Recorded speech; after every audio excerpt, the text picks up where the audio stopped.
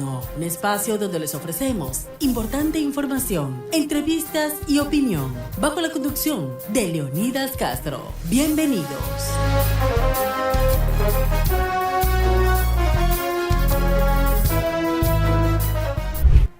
¿Cómo están? Buenas noches, bienvenidos. Aquí estamos en un programa más de Diálogo Nocturno. Un cordial saludo de quienes habla su amigo Leonidas Castro. Estamos con ustedes, pues obviamente agradeciéndoles la gentil sintonía a quienes nos sintonizan en el 98.9 FM y también en nuestras plataformas, nuestras redes digitales en el www.i99.com.es.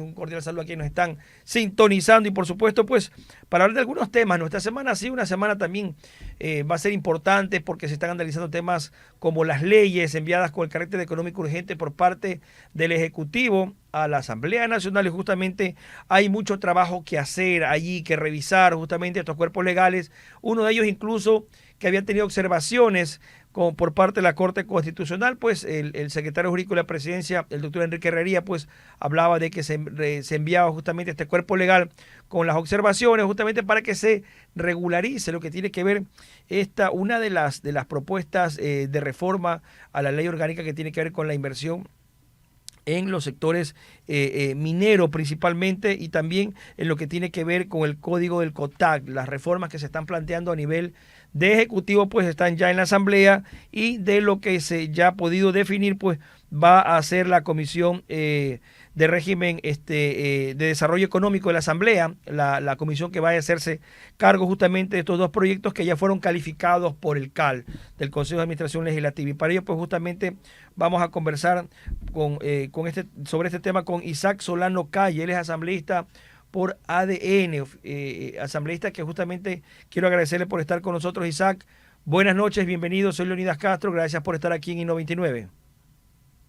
Bueno, darle gracias a Dios por un día más de vidas, estar agradecido con ustedes también por la consideración que me han tenido en esta prestigiosa radio y también para tener un diálogo muy importante para que escuche los 18 millones de ecuatorianos, en este caso algunos que nos están escuchando en sintonía. Un placer, buenas noches. Gracias, asambleísta. Justamente quería consultarle, ¿han llegado ya a la Asamblea Nacional estos dos proyectos con el carácter económico urgente? Ustedes ya están justamente analizando de lo que han visto. Quiero empezar justamente con el proyecto aquel que reforma justamente la ley orgánica de fortalecimiento de sectores estratégicos, minería y energía.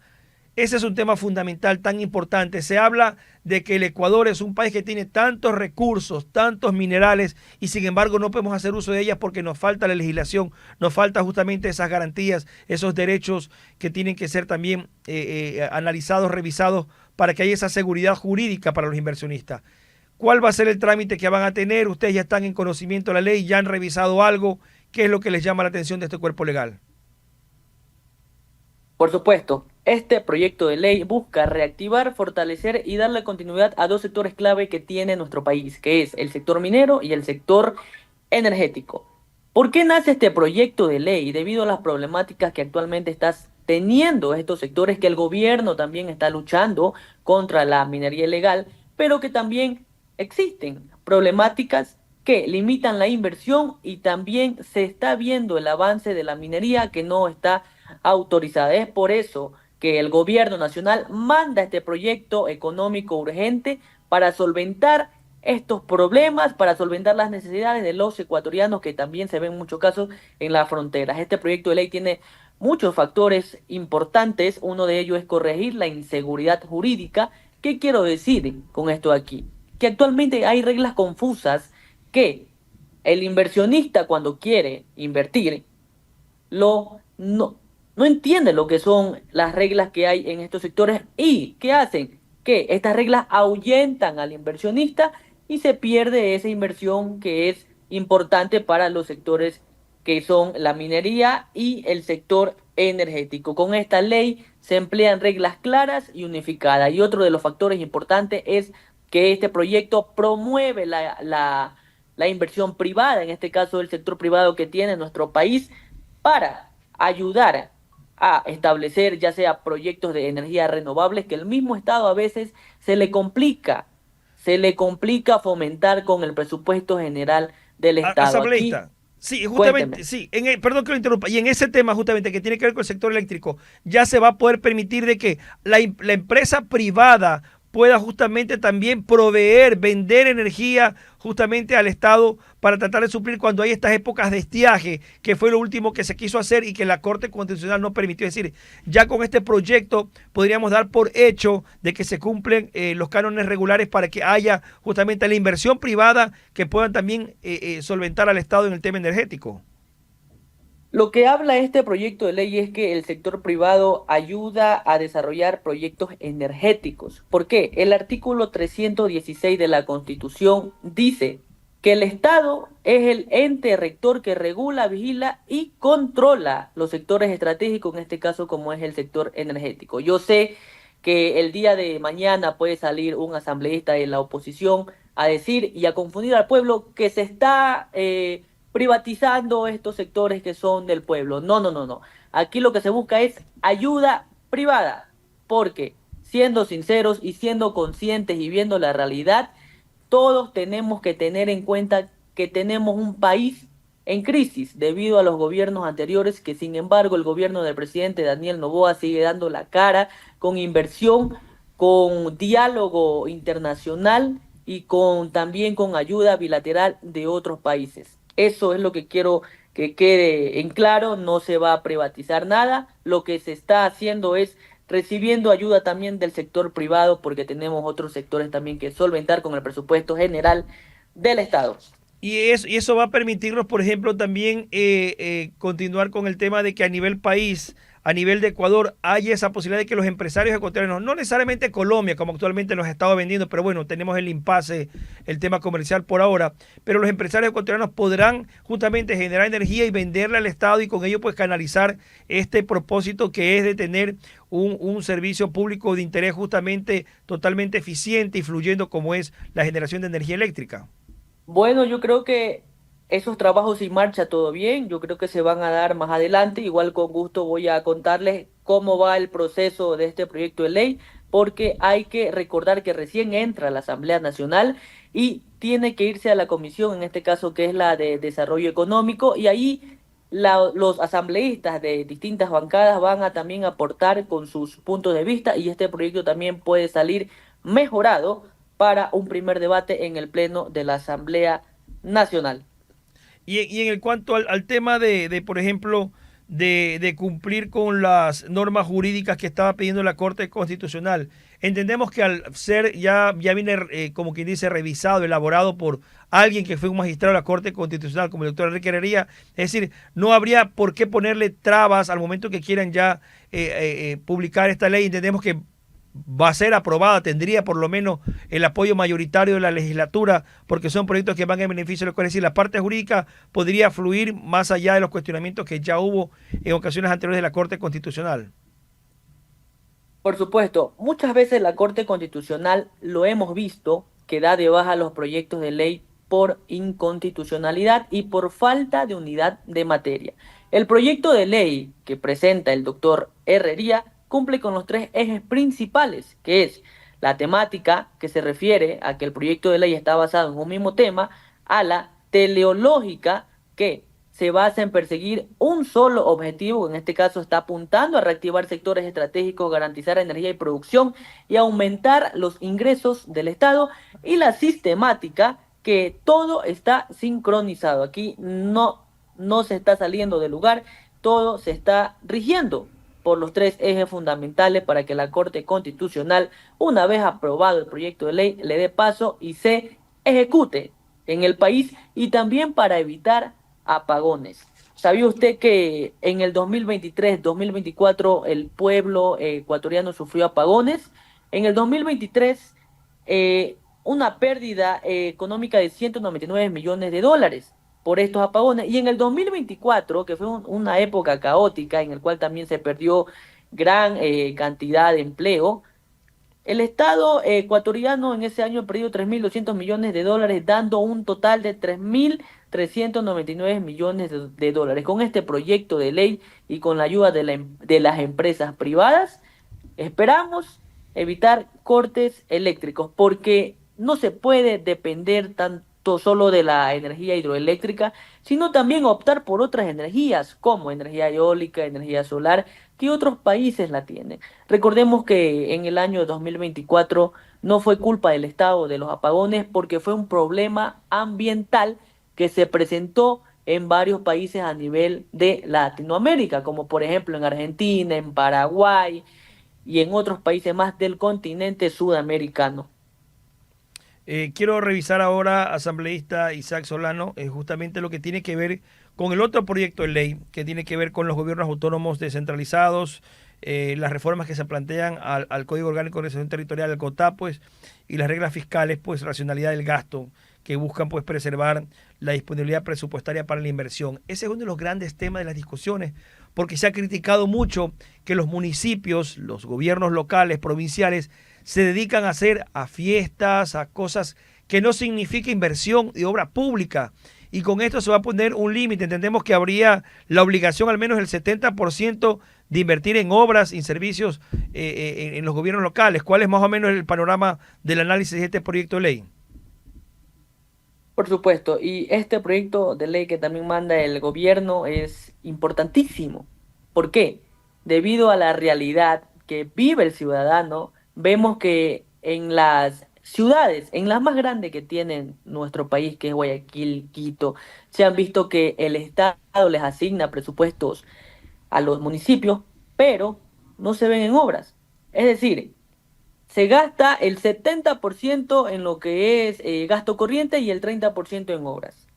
Lo que dice el artículo 189 del COTAT es que las transferencias a los GAT podrán financiar, podrán, quiero que quede claro ese término, podrán financiar hasta el 30% de gastos permanentes y un mínimo del 70% de inversión.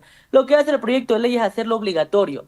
Por obligación, cada gobierno autónomo descentralizado tendrá que tener el 70% en obras y el 30% en gasto corriente, es decir, más obras y menos gasto administrativo, porque no es justo que el Estado les asigne presupuesto a los gobiernos autónomos descentralizados y que la ciudad esté destruida y que después confundan a la ciudadanía a decir que el gobierno no está haciendo nada. Los GAT tienen toda la responsabilidad de también hacer obras, de también hacer puentes, de también hacer hospitales municipales con el presupuesto que les asigna el Estado. Uno de los datos importantes que quiero brindar y quiero que quede también claro es que entre el 2021 y el 2024, el promedio de inversión de los GAT fue de un 43%. En el año 2024 fue de un 39% y en el año 2025 fue cerca de un 24%. ¿Qué quiere decir estas cifras? Que los gobiernos autónomos descentralizados no han ejecutado correctamente el presupuesto que les asigna el Estado. Incluso se ven anomalías en la ciudad de Guayaquil, como menos agua potable, menos alcantarillado con esto de las lluvias. Usted sabe que cuando llueve en la ciudad de Guayaquil, ¿cuál es el principal problema de la ciudadanía? Que las calles están estancadas por falta de mantenimiento de los alcantarillados y por falta de alcantarillados también. Y podemos ver también vías en mal estado. ¿Qué se está haciendo con el presupuesto del Estado? No lo sé. Es por eso que salta esta ley a poner en obligación que el 70% sea en obras. Y también va a tener mecanismo de control para cada gobierno autónomo descentralizado. ¿Qué quiere decir esto?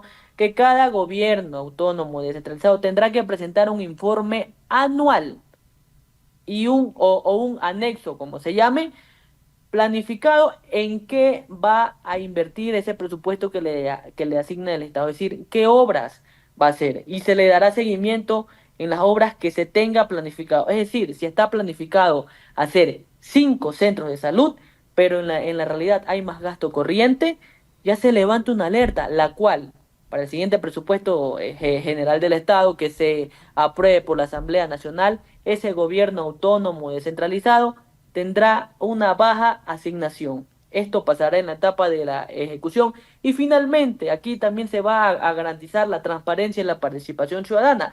¿Cómo? Cada gobierno autónomo descentralizado deberá publicar cómo se está ganando el dinero, cómo se está gastando, perdón, el dinero del pueblo. Lo revisará la ciudadanía, los medios de comunicación y los organismos de control.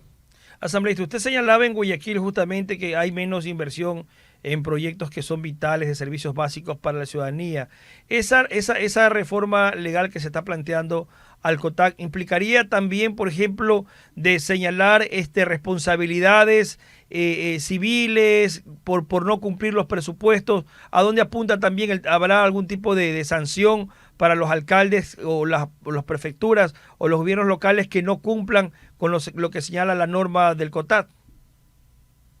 Pero por supuesto, esperemos que esas ideas que usted me da, yo creo que 100% van a pasar por la comisión, no me acuerdo si es la de los gobiernos autónomos descentralizados o también la va a coger la de desarrollo económico. Eso es importantísimo que los demás asambleístas tienen que dar su punto de vista sobre los responsables de cada ciudad. Esperemos porque, como se lo dije, este proyecto recién va a pasar a las comisiones respectivas para que puedan ser analizados y después pueda pasar a un primer debate. Luego, nuevamente pasará a la comisión para ser revisadas y que los asambleístas puedan aportar más ideas y luego se va a un segundo debate para que la ley pueda ser votada y esperemos aprobada y que se ejecute en el país. Asambleísta, ustedes están muy claros que en la asamblea pues la oposición está definida, pero creen que van a mantener esa hegemonía para poder aprobar estos proyectos de ley económica urgente porque el gobierno los necesita, porque el país los necesita. ¿Hay esa posibilidad de diálogo interno en la Asamblea Nacional para que ustedes como bloque de ADN consigan esos votos y no haya justamente esa división al momento de aprobar estos cuerpos legales? Bueno, yo creo que eso es importantísimo lo que usted menciona, más allá de las banderas políticas, siempre tenemos que ver nosotros como legisladores del Ecuador la bandera tricolor. Aquí no hay bandera política, aquí que estos proyectos de ley que se envían, que no sean evadidos tan solo por ser por el gobierno que los manda, sino que esto sea un beneficio para la ciudadanía. Los proyectos de ley están bien estructurados, ya le mencioné la, los tres términos que cumple, los tres requisitos que cumple para que pueda ser aprobado por la Corte Constitucional y veremos quién está del lado del pueblo y quién está del lado de los que no quieren apoyar al pueblo ecuatoriano. Esperemos que todos los asambleístas no, bueno, se pongan la mano en el corazón de esa comisión porque sinceramente este es el país de todos y todos tenemos que arrimar el hombro para sacar a nuestra nación adelante. Asambleísta, estos proyectos económicos son totalmente fundamentales para el país. Ustedes tienen 30 días para aprobarlo. ¿Cuál más o menos sería el trámite y para cuándo podrían ya estar de pronto en el debate y por supuesto en la aprobación en el pleno de la Asamblea? Bueno, como se lo mencioné anteriormente, este proyecto pasará a la comisión, tiene un plazo de tiempo aproximadamente 30 días, pero tengo entendido que cuando es económico urgente tiene menos días para que pueda ser pasado al primer debate del pleno de la Asamblea Nacional. Sencillamente ese es el proceso. Pasa a la comisión, primer debate, pasa otra vez a la comisión y luego pasa nuevamente al segundo debate para que pueda ser aprobado con la mayoría simple más uno, en este caso son 77 votos.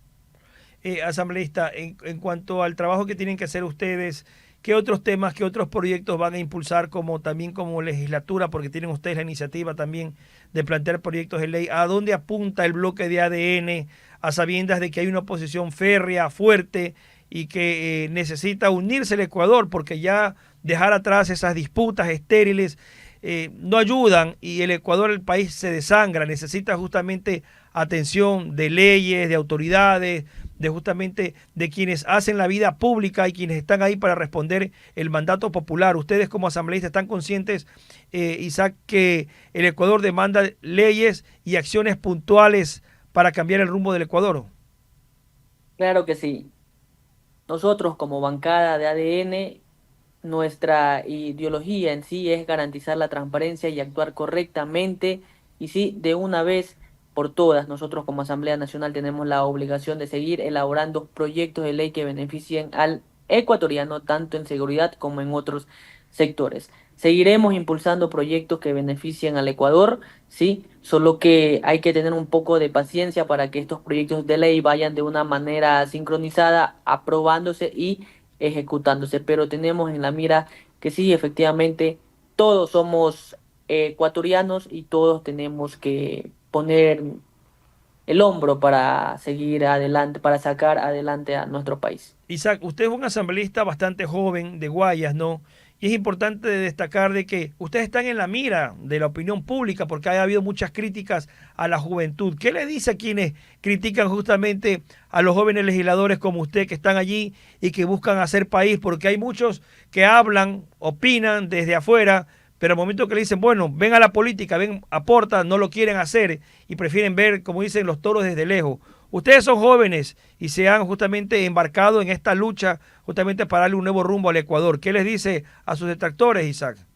Bueno, un mensaje muy clave para la juventud es que sí, somos muy subestimados en este caso, pero yo creo que mucho más allá de la experiencia vale la voluntad de ayudar a un país. Yo como asambleísta, el más joven de la provincia del Guayas, lo he demostrado, he trabajado ¿Cuántos en años tiene toda. usted, Isaac? Yo Disculpe, tengo 25 años 25 años, muy y bien. como asambleísta más joven de la provincia del Guayas he demostrado mi trabajo en territorio en toda la provincia, en toda zona rural, en toda zona urbana, entregando ayudas técnicas y también teniendo reuniones con los coordinadores zonales, tanto como el tema de salud como en el tema de educación también, para garantizar ese bienestar al ciudadano. Y yo lo que le digo a la juventud es que nunca se rindan.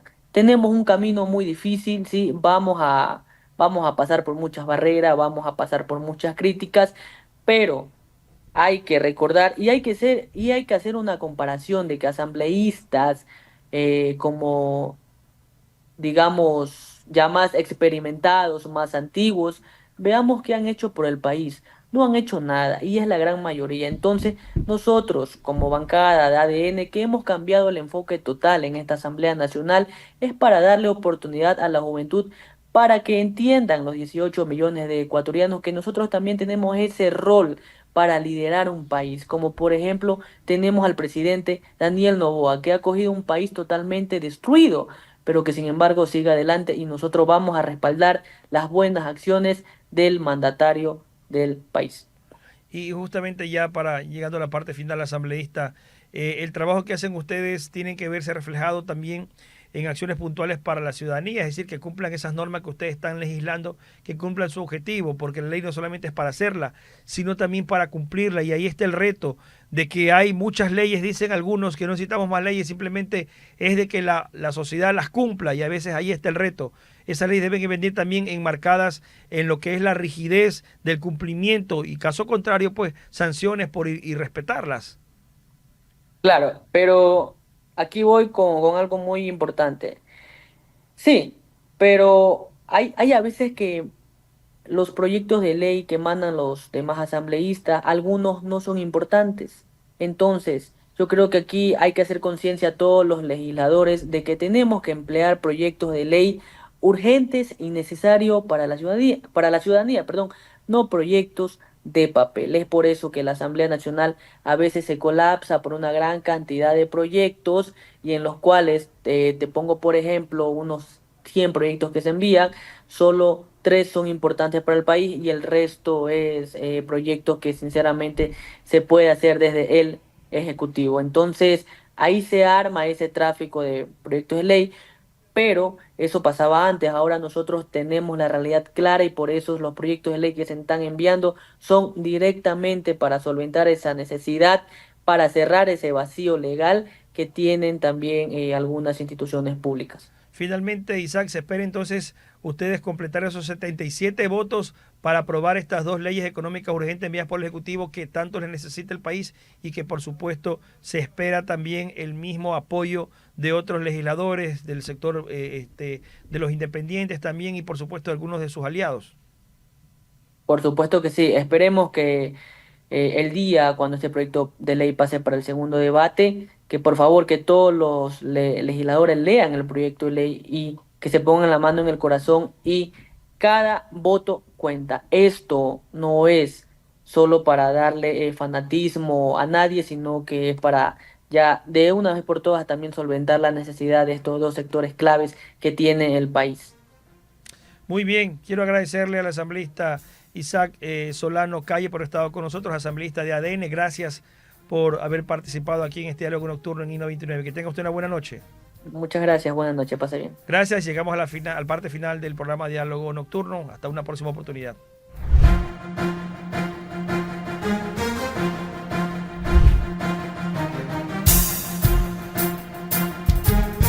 Y 99 presentó Diálogo Nocturno. Hasta la próxima.